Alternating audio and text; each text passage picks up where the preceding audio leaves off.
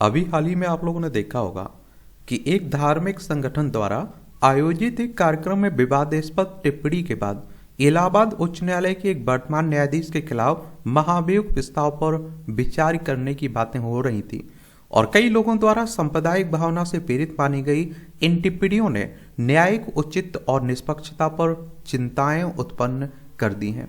अब सवाल उठ रहा है कि न्यायाधीशों को हटाने की बातें कैसी होगी, इसकी प्रक्रिया क्या है, भारत में न्यायाधीशों के लिए महाभियोग प्रक्रिया क्या है, उस पर हम लोग बात करेंगे, जानेंगे।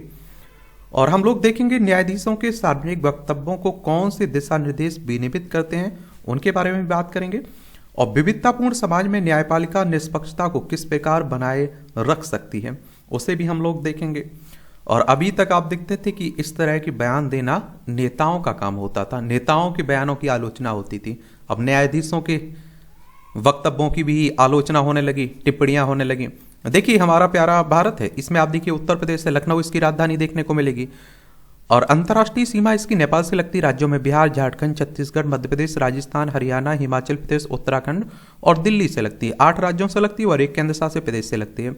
विधानसभा में 403 सीटें हैं, विधान परिषद में 100 सीटें हैं, राज्यसभा में 31 सीटें हैं, लोकसभा में 80 सीटें हैं। 2,43,286 वर्ग किलोमीटर में फैला हुआ है आपका उत्तर प्रदेश। तो भारत में न्यायाधीशों के लिए महाभियोग प्रक्रिया क्या है?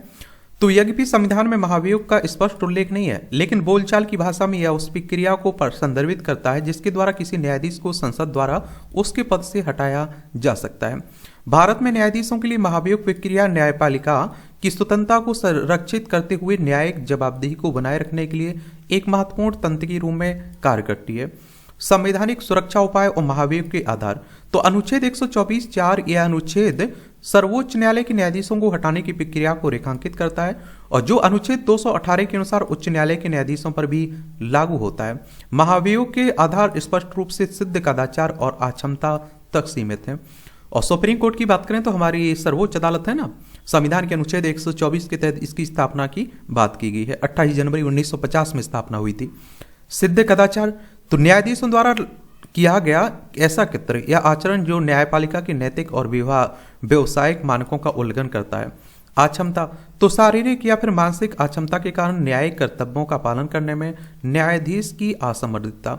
महाभियोग प्रक्रिया के चरण देख लीजिए। प्रस्ताव की शुरुआत तो महाभियोग प्रस्ताव को लोकसभा में कम से कम 100 सदस्यों या फिर राज्यसभा में 50 सदस्यों का समर्थन प्राप्त होना चाहिए और प्रस्ताव को स्वीकार या फिर अस्वीकार करने का निर्णय लेने से पहले अध्यक्ष या फिर सभापति प्रासंगिक विषय की समीक्षा कर सकते हैं तथा व्यक्तियों से परामर्श भी कर सकते हैं।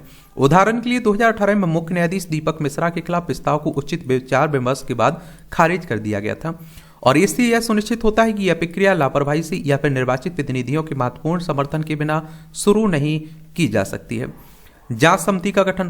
प्रस्ताव स्वीकार हो जाए अगर तो लोकसभा अध्यक्ष या फिर राज्यसभा के सभापति एक 3 सदस्यीय समिति गठित करते हैं और जिसमें निम्नलिखित शामिल होते हैं: भारत के मुख्य न्यायाधीश या फिर सर्वोच्च न्यायालय के न्यायाधीश, किसी उच्च न्यायालय का मुख्य न्यायाधीश या फिर एक प्रतिष्ठित विधि वेत्ता। समिति आरोपों की गहन जांच करती है, साक्ष्य एकत्रित करती है और आरोपों की वैधता निर्धारित करने के लिए गवाहों की जांच भी करती है। समिति की रिपोर्ट और संसदीय बहस। समिति अपने निष्कर्ष सदन के पीठासीन अधिकारी को सौंपती है और जहां प्रस्ताव पेश किया जा गया और यदि न्यायाधीश कथित कदाचार या फिर अक्षमता का दोषी पाया जाता तो रिपोर्ट पर संसद में बहस होती। संसद के दोनों सदनों को विशेष बहुमत से प्रस्ताव को मंजूरी देनी होगी और जिसके लेके निम्नलिखित की आवश्यकता होती है: सदन की कुल सदस्यता का बहुमत। लोकसभा और राज्यसभा की बात हो रही है यहाँ। उपस्थित एवं मतदान करने वाले सदस्यों में से कम 2/3 सदस्य। राष्ट्रपति द्वारा अंतिम रूप से हटाना। एक बार दोनों सदनों में प्रस्ताव स्वीकृत हो जाने पर उसे उसी सत्र में राष्ट्रपति के समक्ष प्रस्तुत किया जाता है। नियंत्रण और संतुलन। महाभियोग के लिए समय सीमा। महाभियोग प्रस्ताव को आरंभ करने, अनुमोदित करने से संबंधित कठोर प्रक्रिया से इसके दुरुपयोग की संभावना कम हो जाती है और विशेषज्ञों द्वारा वस्तुनिष्ठ जांच समिति में न्यायिक तथा विधिक विशेषज्ञों को शामिल करने से निष्पक्ष जांच सुनिश्चित होती है। संसदीय निगरानी। संसद के दोनों सदनों को शामिल करने से इस प्रक्रिया में जवाबदेहिता सुनिश्चित होती है। महाभियोग के प्रयासों का उदाहरण तो भारत में महाभियोग के कुछ प्रयास हुए हैं और जिनमें आप देखिए न्यायमूर्ति बी रामास्वामी 1993, न्यायमूर्ति सौमित्र सेन 2011 से संबंधित उल्लेखनीय मामले शामिल हैं।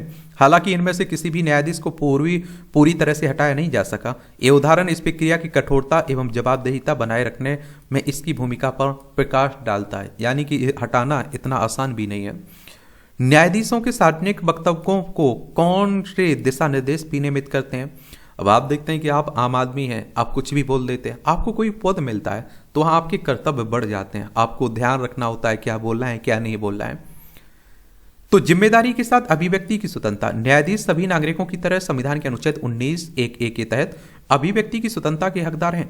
हालांकि यह अधिकार लोक व्यवस्था, नैतिकता, उनके कार्यालय की अखंडता को बनाए रखने के क्रम में उचित प्रतिबंधों के अधीन है।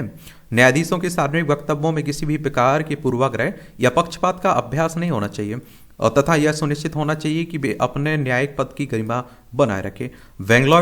बेंगलुरु न्यायिक आचरण सिद्धांत 2002, न्यायिक जीवन के मूल्यों का पुनर्स्थापना 1997, न्यायिक आचरण हेतु आंतरिक तंत्र और न्यायपालिका के पास ऐसे मामलों से निपटने हेतु आंतरिक प्रोटोकॉल हैं और जिनमें न्यायाधीशों के सार्वजनिक वक्तव्यों को अनुचित या फिर विवादास्पद माना जा सकता है। न्यायिक संयम पर विशिष्ट दिशा निर्देश। राजनीतिक मामलों में हस्तक्षेप न करना। न्यायाधीशों से अपेक्षा की जाती है कि विपक्षपातपूर्ण न समझे जाने के क्रम में राजनीतिक घटनाओं या फिर नीतियों पर टिप्पणी करने से बचें और मामलों में पूर्वाग्रह से बचना। तो न्यायाधीशों को चल रहे मामलों या फिर विधिक मुद्दों के बारे में ऐसे वक्तव्यों से बचना चाहिए जिन्हें पूर्वाग्रह या पक्षपात के रूप में समझा जा सकता है। विवादास्पद घटनाओं में भागीदारी न करना। न्यायाधीशों को ऐसे आयोजनों या फिर मंचों में भाग लेने से बचना चाहिए और जिससे उनकी स्वतंत्रता से समझौता होता हो। सर्वोच्च न्यायालय की टिप्पणियां। न्यायमूर्ति CS कर्णम मामले 2017 में न्यायालय ने न्यायपालिका की अखंडता को कमजोर करने वाले एक न्यायाधीश के सार्वजनिक वक्तव्य से होने वाले नकारात्मक प्रभाव पर प्रकाश डाला था। और दिशा निर्देशों के क्रियान्वयन संबंधी चुनौतियां। एक तो संहिताबद्ध नियमों का अभाव। न्यायिक व्यवहार के कुछ पहलू जैसे कि सार्वजनिक वक्तव्य वैधानिक विनियमनों के बजाय परंपराओं पर निर्भर है। अभिव्यक्ति की स्वतंत्रता के तहत ग्रे एरिया। न्यायाधीशों की अभिव्यक्ति की स्वतंत्रता के अधिकार एवं न्यायिक मर्यादा बनाए रखने के उत्तरदायित्व के बीच संतुलन अक्सर व्यक्तिपरक होता है। और विविधतापूर्ण समाज में न्यायपालिका निष्पक्षता को किस प्रकार बनाए रख सकते हैं। और संवैधानिक मूल्यों का पालन करना। न्यायपालिका के मार्गदर्शक ढांचे के रूप में कार्य करने वाले संविधान में निहित समानता, न्याय एवं पंथनिरपेक्षता जैसे सिद्धांतों को महत्व देना चाहिए। न्यायाधीशों को इन सिद्धांतों की व्याख्या एवं इनका अनुप्रयोग बिना किसी पूर्वाग्रह या पक्षपात के करना चाहिए। न्यायपालिका में प्रतिनिधित्व सुनिश्चित करना। समावेशी भर्ती। यह सुनिश्चित करना कि विभिन्न पृष्ठभूमियों से आने वाले न्यायाधीशों जिनमें अल्प प्रतिनिधित्व वाले समुदाय भी शामिल हैं को न्यायपीठ में नियुक्त किया जाए। लैंगिक संतुलन। तो कानूनी व्याख्या में लैंगिक पूर्वाग्रहों को दूर करने के लिए न्यायपालिका में महिलाओं के अधिक प्रतिनिधित्व को प्रोत्साहित करना। हाशिए पर पड़े समुदाय के प्रति जागरूकता। न्यायाधीशों को अल्पसंख्यकों और हाशिए पर पड़े समुदायों के समक्ष आने वाली चुनौतियों को पहचानने के लिए प्रशिक्षित किया जाना चाहिए।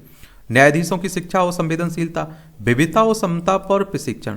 न्यायिक अकादमियों को नियमित रूप से सांस्कृतिक क्षमता, अंतर्निहित पूर्वाग्रह और सामाजिक विविधता के प्रति संवेदनशीलता पर कार्यक्रम आयोजित करने चाहिए। ऐतिहासिक असमानताओं के प्रति जागरूकता।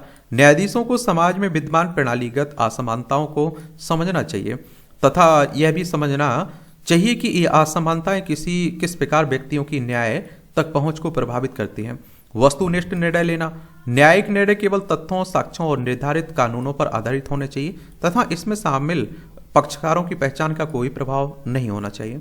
न्यायाधीशों को सुविचारित निर्णय देने चाहिए जो उनकी तटस्थता और विधि के शासन के प्रति पालन को प्रदर्शित करते हो। न्यायपालिका में प्रणालीगत पूर्वाग्रहों को संबोधित करना। पूर्व उदाहरणों की समीक्षा। न्यायालयों को अतीत के निर्णयों की समालोचनात्मक जांच करनी चाहिए ताकि उन उदाहरणों की पहचान की जा सके जिससे उनका समाधान किया जा सके जहां पूर्वाग्रहों ने निर्णयों को प्रभावित किया हो। कानून की न्याय संगत व्याख्या। तो न्यायाधीशों को यह भी सुनिश्चित करना चाहिए कि कानूनों को इस प्रकार लागू किया जाए जिससे समता और न्याय को बढ़ावा मिले, विशेष रूप से वंचित समूहों के लिए। कमजोर समुदाय की सुरक्षा हेतु सक्रिय उपाय। सामाजिक न्यायपीठ। विशेष पीठ। जैसा कि 2014 में उच्चतम न्यायालय द्वारा स्थापित पीठ हाशिए पर पड़े समुदायों को प्रभावित करने वाले मुद्दों पर ध्यान केंद्रित करती है। विधिक सहायता और निःशुल्क सेवाएं, आर्थिक रूप से कमजोर वर्गों के लिए विधिक सहायता सुनिश्चित करने से समावेशिता और निष्पक्षता में वृद्धि होती है। नागरिक समाज में मीडिया की भूमिका, एक जागरूक नागरिक समाज और सतर्क मीडिया की निगरानी कर्ता के रूप में कार्य कर सकते हैं तथा यह सुनिश्चित कर सकते हैं कि न्यायिक निष्पक्षता बनी रहे और न्यायिक जवाबदेही में न्यायिक कार्यों की रचनात्मक आलोचना और जांच स्वतंत्रता से समझौता किए बगैर जवाबदेही को सुदृढ़ करने में सहायता करती है। और मैंने कहा ना आप लोगों से कि आप कोई भी आप पद मिल जाएंगे, आज आप कुछ भी लिख दे रहे हैं ट्विटर पर, आप लोग एक्स जिसे अब आप लोग कहते हैं, और फेसबुक इंस्टाग्राम पर, जब आप किसी को पद पे पहुंच जाएंगे तब आपकी जिम्मेदारियां बढ़ जाएंगी भाई। फिर आपको सोच समझ के लिखना होगा, एक एक शब्द पे ध्यान आपको देना होगा। मेरे लिए कोई सवाल हो, आपका सुझाव हो तो आप लोग बता सकते हैं। और देखिए इस तरह के टॉपिक से आपके एग्जाम में क्वेश्चंस पूछ लेते हैं तो थोड़ा ध्यान रखा करिएगा आप लोग, ठीक है। धन्यवाद।